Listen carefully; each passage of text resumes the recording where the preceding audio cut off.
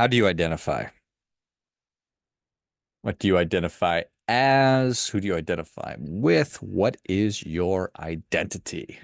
It's been a, for lack of a better term, or to state the obvious, this has been a very dynamic conversation as of late. And it's always been an important one. It's an important one now. And I'm not really that interested in going into certain aspects of it that's not germane to my work. My work is obviously around money and personal finance. So I'm interested in talking about how you identify with money, how you identify financially.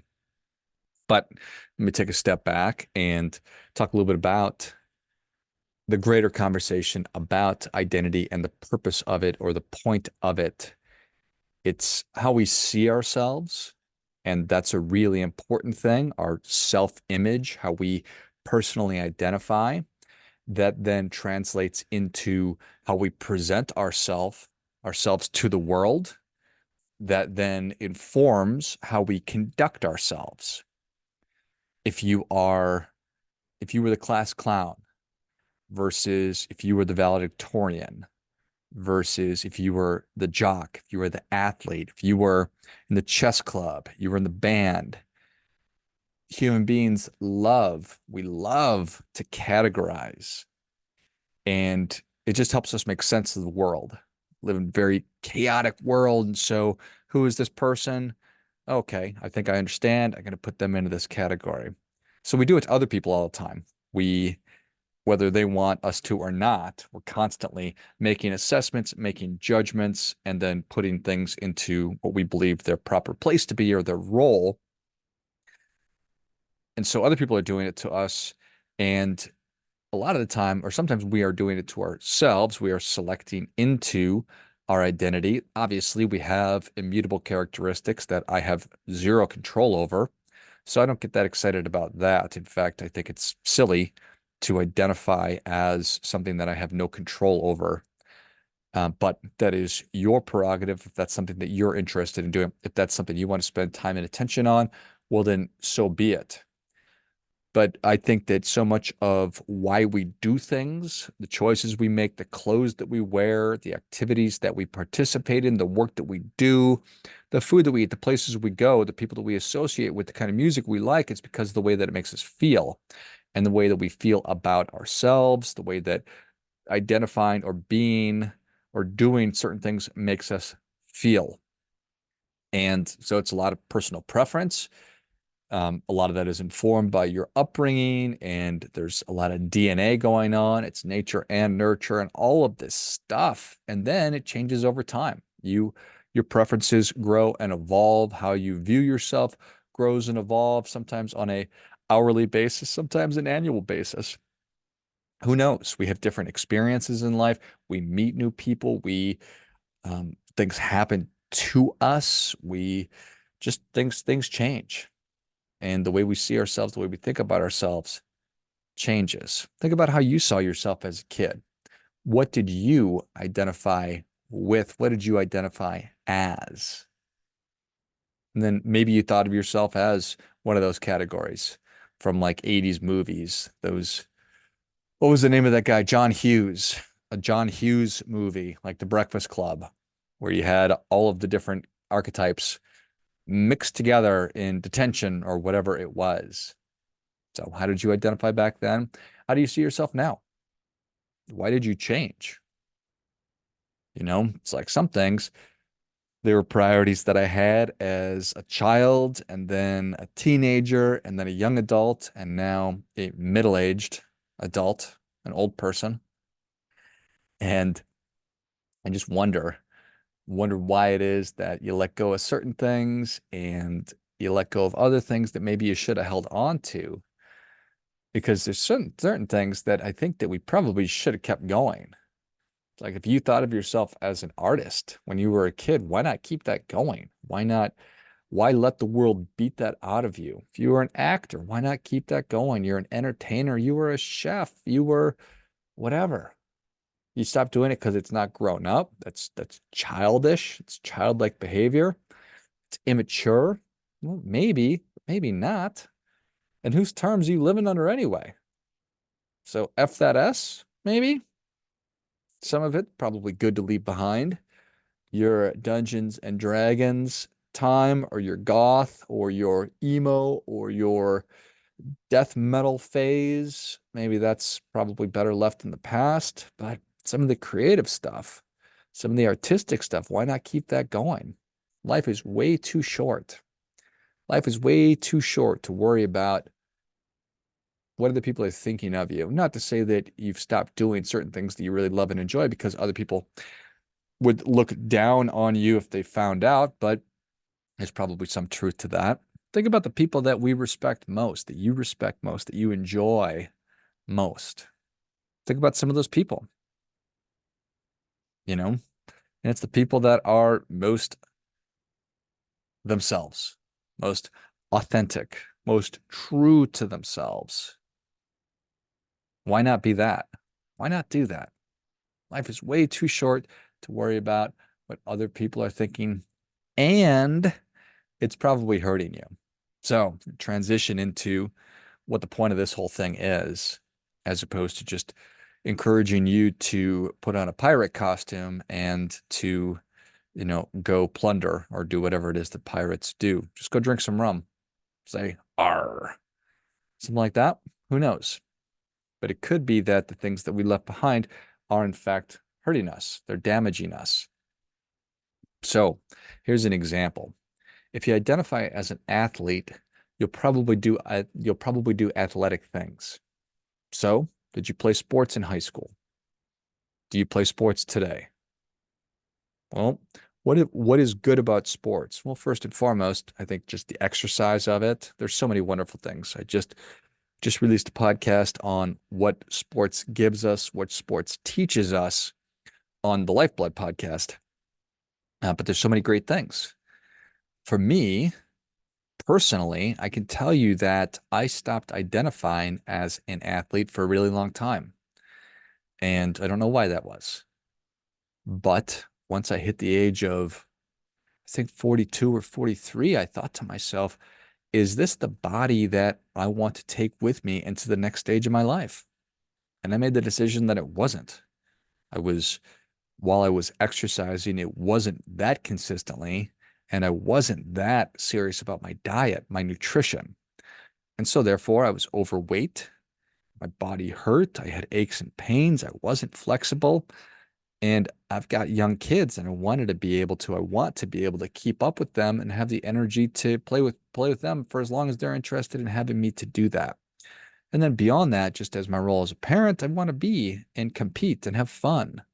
So that's just, that is for me.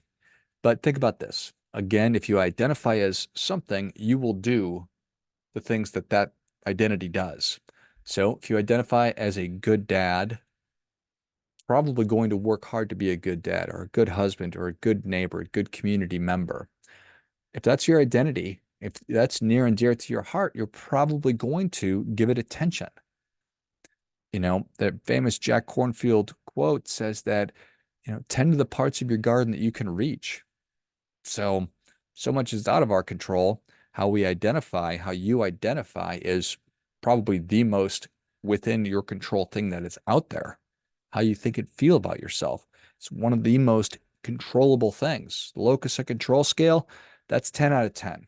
If you fancy yourself a compassionate person, you'll probably be doing compassionate things. If you're a hardworking person, you're probably going to work hard. If you're a lazy person, if you identify as being lazy and shiftless, if you think of yourself as cheap, you're probably going to be cheap. If you think that you're thrifty, you're probably going to do thrifty things. If you're a committed person, you're going to be committed. If you're wishy-washy, if you're funny, you get the idea. All these things are right there within our control. So let me try to land this airplane here. What about money?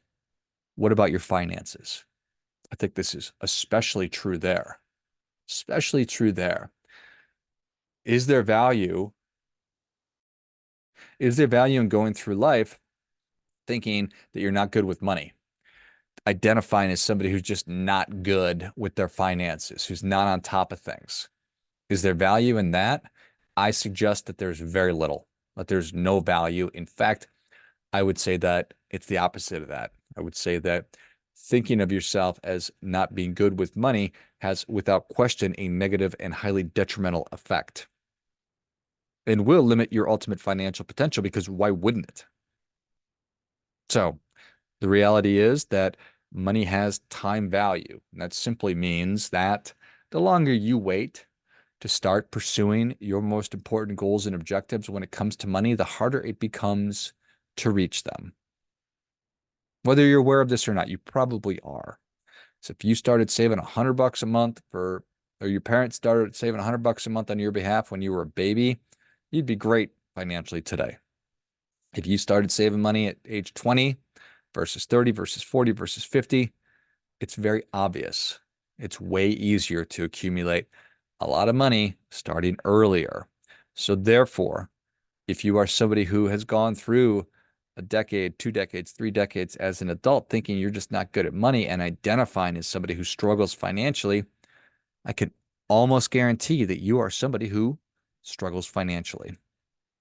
So why not make that shift? Why not make the shift and say, I'm good with money. I'm an investor. I am somebody who's going to be financially successful. Why not do that? Why not make that shift? Well, because I don't really feel that way. Okay, fair enough. Fair enough. First step in this is just being honest with ourselves. The last person I want to BS is me. I'll BS other people, but I don't want to BS or lie to myself. So take a giant step back. I want you to ask yourself, what do I want my identity with money to be, with my finances to be? Who do you want to be with finances, with your money? Who are you currently? And of course that matters. We've been talking about. So, can you just start being something else? All of a sudden, start doing something other than what you currently are? Well, yeah, you can. You can consciously do that. Consciously and intellectually just start identifying as somebody who's financially successful, which is great. It's way better than not. But the problem is, we've got this entire our subconscious brain constantly running in the background. We have this operating system, just like our cell phones have an operating system. And it is the product of your entire life leading up to right now. Mostly, it's the product of the first 7 years of your life. So your experiences as a child from 0 to 7 and the people that you were around and the things that you did and saw, that's going to inform a lot of your operating system and wiring when it comes to money. So ignoring that, you ignore that at your peril. I think just subconscious or consciously and actively with your intellectual mind, your logical brain, telling yourself that you're good with money is a great start. But digging in and investigating and trying to figure out what your operating system is telling you about money, that's where the real work is. That's where you need to roll up your sleeves and get in there. And I talk a lot about this. Talk a lot about negative or limiting beliefs that we have about money, about our ability to successfully interact with money and to have a good personal financial situation, all of these things. So that very much matters. So I would think, okay, try to dig in and think about your earliest money memories. Think about when you're triggered by something financially. You see a certain kind of car, a certain kind of person wearing a certain kind of clothes or acting a certain kind of way, or you drive past a place, whatever it is that triggers you when it comes to money. There's your evidence that you might have some kind of a negative belief, thought process about that kind of a thing. 1%. How do you feel about that? Big companies, rich folks, designer clothing, all those kinds of things. How does that make you feel? And that could be evidence right there. But we get to choose. We get to choose how we want to think and feel and be and identify with money. It's a super powerful thing. Super powerful thing. But like so many other things, we squander it. We don't think about it when we're not mindful or rather intentional about this is who I am. So I identify as somebody who is financially successful, an investor, whatever it is, however it is that you want. Wherever you're at, the best time to start doing this work is, of course, today. I think that you and I have enough time to do most everything that we want, but we certainly don't have enough time to waste. We've come this far. Let's start moving forward in the direction and the identity that is going to get you what you want. It's going to get you the life that you want. And in the context of our conversation, it's going to get you the financial outcomes that you want. Finally, a friendly reminder, never going to be anybody more interested in your financial success than you are, dear listener. Act accordingly.